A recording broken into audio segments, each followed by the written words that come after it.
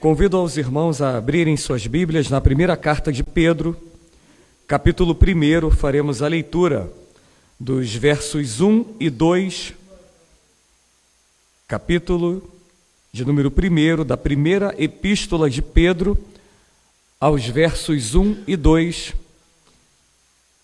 Faremos a leitura em uníssono, todos juntos, já se encontra na nossa projeção.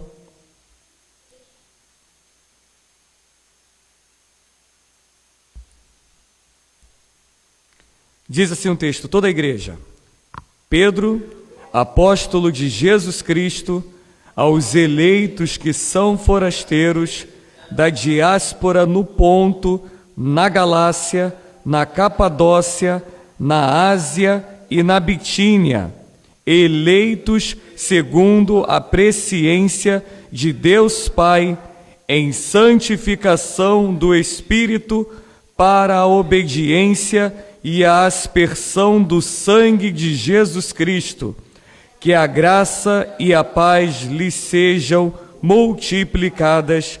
Palavra do Senhor. Queridos irmãos, nós ouvimos aqui com o nosso irmão, o diácono Marco Aurélio, um breve testemunho, daquilo que ele passou essa semana. Ouvimos aqui também o relato do nosso irmão, presbítero Gabriel, falando sobre recolhimento, de 2 servos do Senhor, de um pastor, da sua sogra.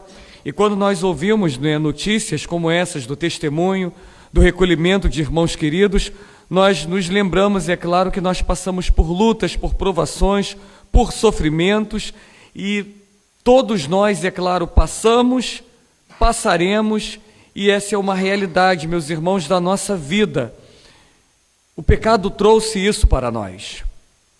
No entanto, meus irmãos, devido a esses dissabores que a vida nos reserva por causa do pecado, mas elas na sociedade, a morte, porque agora nós não vamos mais viver eternamente. Já há muito tempo na história da humanidade, uma voz ecoa dizendo o seguinte: onde há vida, há esperança. Esse é um provérbio romano. Durante algum tempo eu cheguei a acreditar nesse provérbio. E eu até entendo que a maioria dos provérbios, eles têm sim a sua parcela de verdade. Mas eu gostaria que você olhasse para essa frase de uma maneira mais atenciosa e também de uma maneira mais crítica, uma vez que nós temos um Deus que, esse sim, é a razão de toda a nossa esperança. Então a esperança, conforme diziam os romanos, não está na vida, porque um dia a nossa vida ela vai se esvaziar. Muitos estão aí fora dizendo que estão vivendo a vida, e a vida não passa de banquetes refinados, a vida não passa de curtição, de festa, de bares, de curtições noturnas, de experimentarem drogas, alcoolismo. Isso não é vida. Então, não basta apenas dizer que onde há vida há esperança, porque não é todo tipo de vida que oferece esperança. Mas há uma vida sim, há um tipo de vida capaz de oferecer esperança. E essa vida que nos traz esperança é uma vida com Cristo. E é exatamente isso que Pedro destaca aqui logo na saudação, e é sobre isso que eu quero conversar com os irmãos nessa noite. Onde há Cristo, há esperança. Por isso eu volto aqui fazer alusão ao testemunho do nosso irmão diácono Marco Aurélio, porque ele declarou aqui que ele entendeu como um livramento, porque a sua esperança está em Cristo. Faço novamente uma alusão ao que o nosso irmão presbítero Gabriel também aqui colocou. Em tudo se dai graças, mesmo num momento tão dolorido para a família, que em dias tão próximos teve o recolhimento de 2 pessoas queridas. Mas essa família ela encontra esperança não na vida que foi ceifada, mas em Cristo, que é aquele que tem o poder de dar a vida e de tirá-la. É essa mesma palavra de esperança, meus irmãos, que o apóstolo Pedro trouxe para a igreja neste momento. E eu já disse para vocês aqui outrora que essa carta ela foi escrita num momento muito sombrio da igreja. Essa carta ela é como um bálsamo para aqueles irmãos nossos do passado que estavam caminhando, meus irmãos, pelos vales escuros da vida. Essa carta de 1 Pedro era como um tônico, um revigorante espiritual para uma igreja que estava sendo esbordeada, esbofeteada, bombardeada por todos os reveses que a vida poderia oferecer. Todas as injustiças que se levantavam contra eles naquele momento. Essa carta se tornou, meus irmãos, um abrigo seguro para os vendavais da perseguição naquele momento. E quem é Pedro, esse que escreveu essa carta? Nós o conhecemos bem.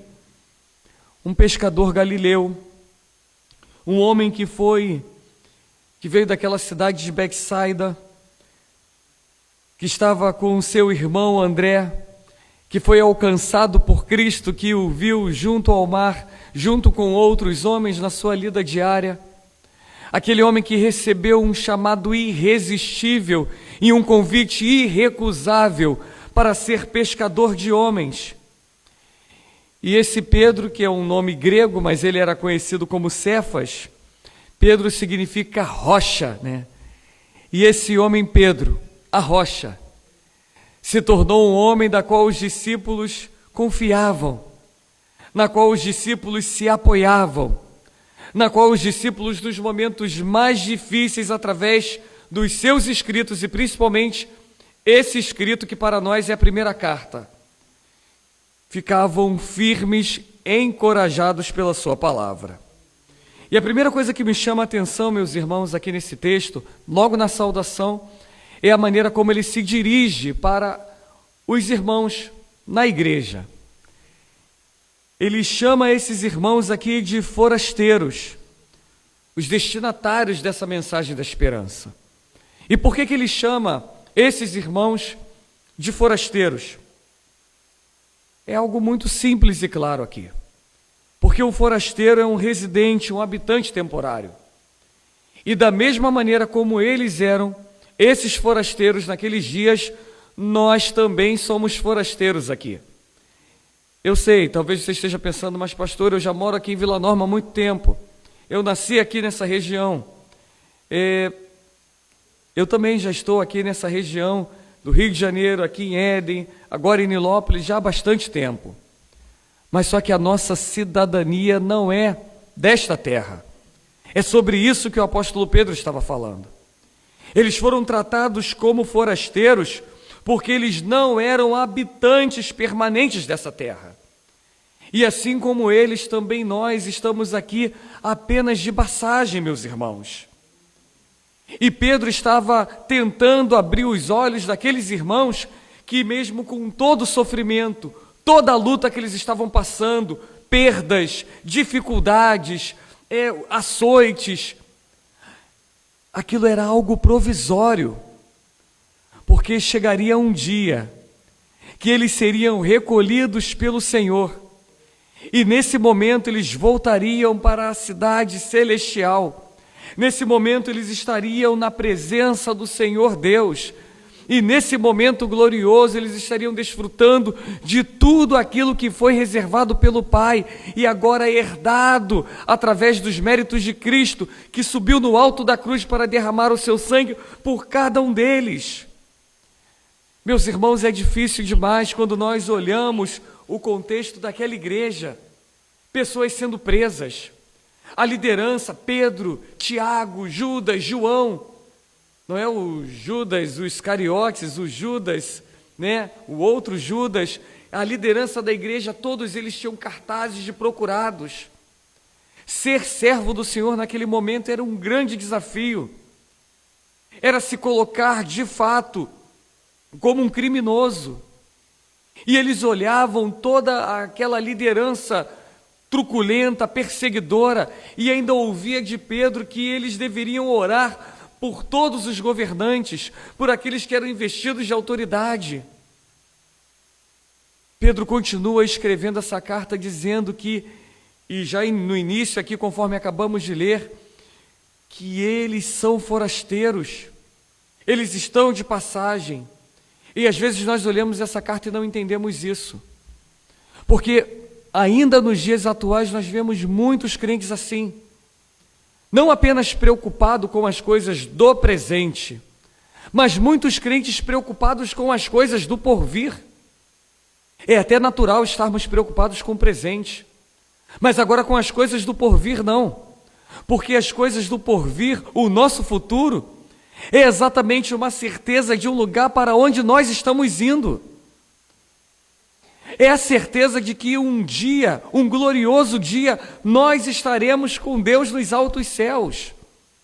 Mas enquanto esse dia não chega, haverá luta, haverá perdas, haverá choro, haverá sofrimento, porque o pecado trouxe isso para nós. E às vezes nós nos esquecemos, e alguns crentes até acham que é Deus que está fazendo isso. É muito comum, às vezes eu ouço ainda crentes dizendo isso, porque Deus está me torturando, Deus está me esmagando, Deus está me apertando. Não, Deus ele não faz isso não, porque se Ele fizer, você não vai suportar, nem eu vou suportar. E a palavra de Deus ainda nos diz que Deus ele não nos dá provas maiores do que aquelas que nós não podemos suportar. Todas as mazelas da sociedade, todas as dores que a humanidade enfrenta, a origem delas são o pecado. Não há outra origem. Mas a palavra de Deus também diz que da onde vieram todas as mazelas, o Senhor enviou um remédio para a cura dessas mazelas que se chama Cristo. E essa cura não é algo para o futuro, que tem crente que pensa nisso, que Jesus vai voltar para curar as mazelas.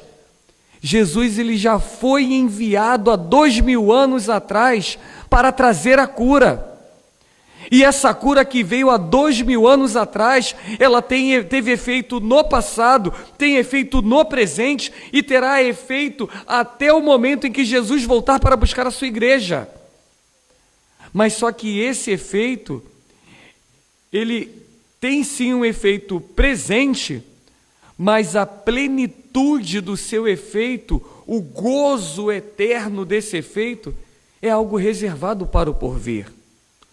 E Pedro ele vai falar um pouco sobre isso, porque talvez aqueles homens estavam olhando para o cenário, crentes sendo presos, torturados, mortos, perdendo as casas, estavam perdendo a perspectiva da gloriosa salvação que Cristo havia oferecido. E aí Pedro ele continua dizendo que ele escreveu aí no verso de número 2, na sua salvação, na sua saudação, você pode ler aí na sua Bíblia, ele diz assim: eleitos segundo a presciência de Deus Pai, em santificação do Espírito, para a obediência e a aspersão do sangue de Jesus Cristo, que a graça e a paz lhes sejam multiplicadas. Queridos irmãos, a eleição é um decreto de Deus.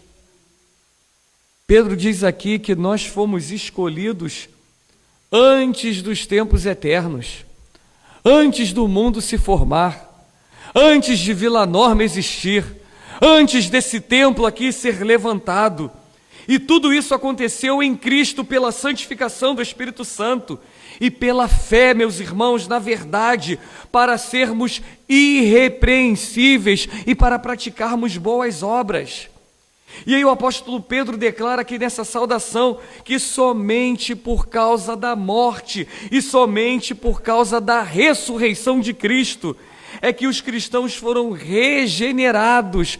Aqui não é apenas, meus irmãos, algo que implica para uma salvação que vai acontecer no futuro, mas é uma salvação que já ocorre no presente, com efeito futuro, mas que já mexe com a nossa esperança hoje. Porque a minha esperança, por isso que eu sempre falo isso, meus irmãos, não é andar em ruas de ouro, não é morar em mansões celestiais. A minha esperança é que um dia eu e vocês iremos ressuscitar, assim como Cristo ressuscitou dentre os mortos. E essa viva e rica esperança, ela inclui a glória de Deus, meus irmãos. Por isso que essa frase do provérbio que eu mencionei aqui, onde há vida, há esperança, parece uma frase bonita que eu já repeti algumas vezes. Mas talvez, acompanhada com essa frase, precisamos fazer a seguinte pergunta: que tipo de vida que você está se referindo?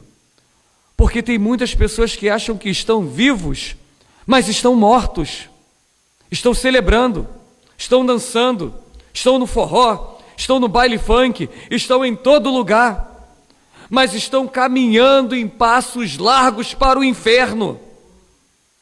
Enquanto existe muitos outros, que é um grupo muito menor porque a porta é estreita, mas existem aqueles que foram lavados e remidos pelo sangue do Cordeiro. Esses não estão desfrutando dos banquetes dessa terra. Esses não estão se alegrando com as coisas que os homens naturais e sem Deus estão se alegrando. Mas esses possuem uma esperança viva que os homens mortos nunca conseguirão possuir. É sobre essa esperança, meus irmãos, que o apóstolo Pedro menciona aqui. Hoje os homens aí fora buscam a glória, mas qualquer glória, meus irmãos, humana, ela acaba se desvanecendo comparada à glória que Deus nos ofereceu através de Cristo. Porque a glória de Cristo é uma glória sempiterna. E a glória de Cristo, ela se manifestou em nossas vidas, é o que Pedro está dizendo aqui na sua saudação, no momento em que eu e vocês fomos escolhidos pelo Pai. E a beleza disso tudo é que nós não fizemos nada para que isso acontecesse. Não havia nenhum mérito em nós, não havia nenhuma beleza em nós. Nós fomos salvos somente e exclusivamente através da morte vicária de Cristo na cruz. E Pedro ele diz que o sangue vertido na cruz, essa é a causa da nossa esperança. Meus irmãos, essa palavra trouxe o encorajamento para os cristãos que estavam padecendo em meio a tantas provações. Talvez se ele tivesse vivido em nossos dias, talvez essa carta não teria a mesma consideração que teve há 2000 anos atrás. Dias do evangelho coach, dias da pregação motivacional, dia em que os crentes não se contentam mais com a beleza do evangelho, e talvez dizer que a motivação da igreja é saber que a igreja foi eleita e escolhida por Deus e que ela é salva pela graça exclusivamente pelos méritos de Cristo, que subiu na cruz e verteu seu sangue por nós. Alguns iam dizer, tudo bem, mas e eu? Qual é a minha parte? O que eu faço? O que eu fiz? Porque os homens são arrogantes, são vaidosos, são soberbos. Mas essa igreja aqui não, meus irmãos. Essa igreja aqui, ela entendeu que naqueles dias, para caminhar naquela terra dura, árida, sem esperança, eles precisavam olhar para Cristo. Eles precisavam se lembrar das promessas que Cristo havia feito aos discípulos. E eles precisavam confiar que essas promessas estavam em vigor. Nós também precisamos confiar em todas essas promessas, meus irmãos. E eu já quero concluir dizendo que a certeza da graça de Deus sobre as nossas vidas, ela traz paz aos nossos corações. Tem crente que não descansa, tem crente que não tem paz. Tem crente que vive atormentado pela incerteza. Será que eu sou salvo? Será que eu sou salvo? Será que realmente eu estou com Deus? Será que eu vivo com Deus? É algo que até hoje eu ainda não consegui entender. E alguns pensam que é uma arrogância da nossa parte, presbiterianos, quando nós dizemos que nós temos a certeza da nossa salvação. E mais uma vez eu vou explicar para os irmãos por que nós temos a certeza da nossa salvação. É por uma razão muito simples. Vou explicar o lado A e o lado B. Eu tenho a certeza da minha salvação, porque a minha salvação, ela foi dada única e exclusivamente pelos méritos de Cristo. Pronto. Não foi um processo de sinergia. Eu não participei. Eu não fiz a minha parte. Deus, Ele me olhou moribundo, prostrado, pecador. Ele teve misericórdia. Ele estendeu a sua mão e Ele escolheu me salvar. Aí alguns vão dizer: não, mas você fez a sua parte respondendo positivamente. É mesmo? Como? Porque a palavra de Deus diz que é preciso ouvir a palavra de Deus para crer. E para crer nós precisamos ter fé. Só que a fé é um dom que vem e não é produzido pelo coração do homem. Então eu ainda não consegui, talvez o pastor tenha muita dificuldade bíblico-teológica, mas eu ainda não consegui achar essa fé que é produzida no coração do homem. Então eu estou com esse grupo, que entende que a fé vem de Deus, que entende que o Deus que elegeu é o Deus que coloca a fé no coração do homem e é o Deus que dá a oportunidade de a pregação da palavra chegar no ouvido desse que recebeu a fé dele, para que a pregação não seja um discurso, para que a pregação não seja apenas palavras vazias, mas que essa pregação aliada à fé que vem de Deus, ela tem um casamento, e esse homem responda positivamente dizendo: Senhor, eu me arrependo dos meus pecados e estou aqui diante de Ti, arrependido, reina sobre a minha vida. Esse é um grupo. Agora eu vou colocar o outro grupo para você. O outro grupo diz o seguinte: olha, tudo isso que eu coloquei, só muda o seguinte. Eles vão dizer: Deus fez a parte dele, só que eu cooperei, processo de sinergia, eu fiz a minha parte. E aí só tem um pequeno problema para esse lado, mas eu concordo com eles. Por que eles não têm a certeza da salvação?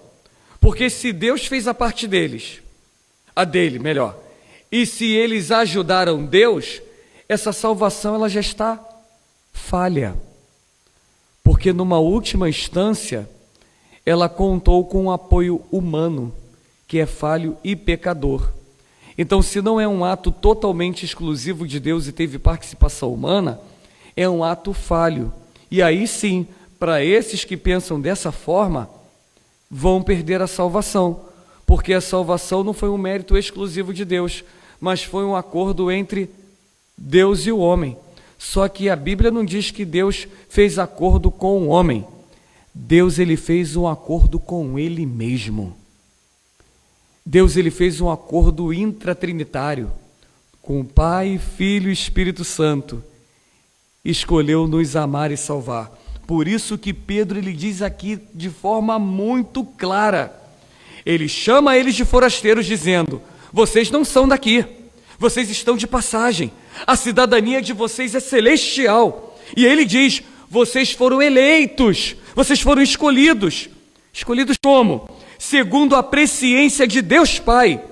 Olha a relação intratrinitária aí, Pai, Filho e Espírito Santo. Segundo a presciência de Deus Pai, em santificação do Espírito, para a obediência e aspersão do sangue de Jesus Cristo, que a graça e a paz lhes sejam multiplicadas. Meus irmãos, é isso que diz o texto. E o que é graça? A palavra nos ensina que graça é um favor merecido de Deus a quem? Aos pecadores indignos.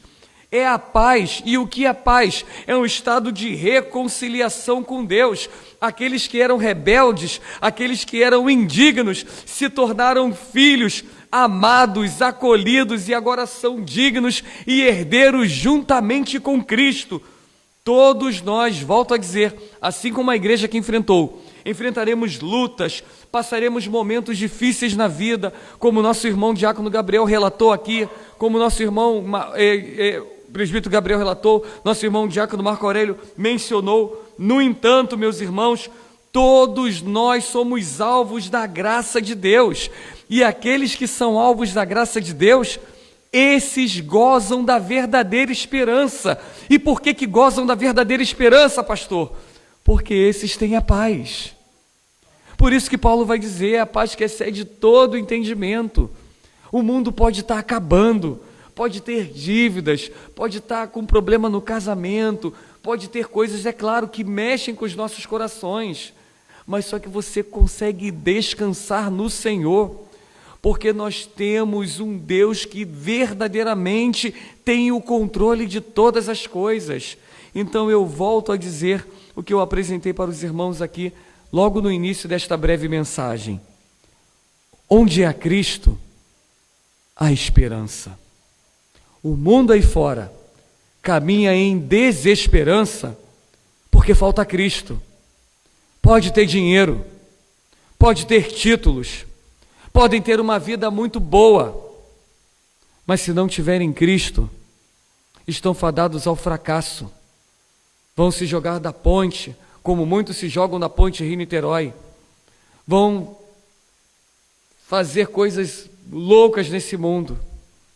Mas aqueles que têm Cristo, esses verdadeiramente descansam nele. E depois, quando a gente vai lendo, meus irmãos, essa carta de Pedro, é uma carta que nós devemos a todo momento mantê-la na nossa cabeceira. É a Bíblia, né? Mas é aquela leitura de todas as noites, porque inclusive nos dias em que nós estamos vivendo hoje, como a carta de Pedro é encorajadora para nós, porque tudo aquilo que os irmãos viveram no passado, desestabilidade política, problemas econômicos, governantes tiranos, é a mesma coisa que nós vivemos hoje. Pessoas inocentes sendo encarceradas, pessoas inocentes sendo acusadas sem um julgamento adequado. Não é novidade para esse momento. Isso sempre aconteceu. Mas a ordem que o Senhor deu por intermédio da sua palavra na voz de Pedro. Calma, gente. Onde é Cristo, há a esperança. Nos coloquemos de pé, meus irmãos, vamos orar ao nosso Senhor.